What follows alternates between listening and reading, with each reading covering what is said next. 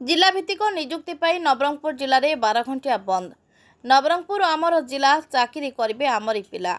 मिलित क्रियानुष्ठान कमिटी पक्षर 12 घंटिया नवरंगपुर जिला बंद डाकरा दि जाइथिला।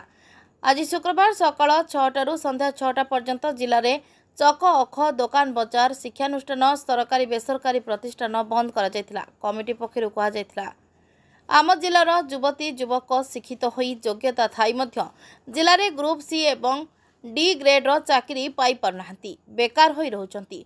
बाहर राज्य को दादन खटिबाकू जाउछंती। जिले में बेकारी समस्या बढ़ुची। विगत दिन में नवरंगपुर जिलार कनिष्ठ शिक्षक नियुक्ति पाई 860 गोटी पदवी बाहरी सेथिरु जिलार 134 जन प्रार्थी ही नियुक्ति पाइछंती। बळका 726 पिला बाहर जिलार। तेणु नवरंगपुर जिलावासी जाति धर्म वर्ण निर्विशेष एही बंद पालन में सामिल होगाकू मिलित क्रियानुष्ठान कमिटी आह्वान देथिला।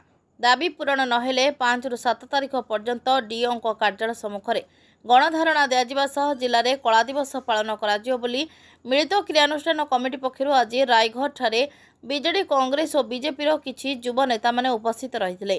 तांको सहित रायगढ़ ब्लॉक अध्यक्ष गुप्त झांकर, जिला परिषद नानारा खरा, जिला परिषद खगेश्वर हरिजन और आईनजीवी परिमल मंडल उपस्थित रहिथिले। रायगढ़ उपेन्द्र डंगरी रिपोर्ट, मंथन लाइव।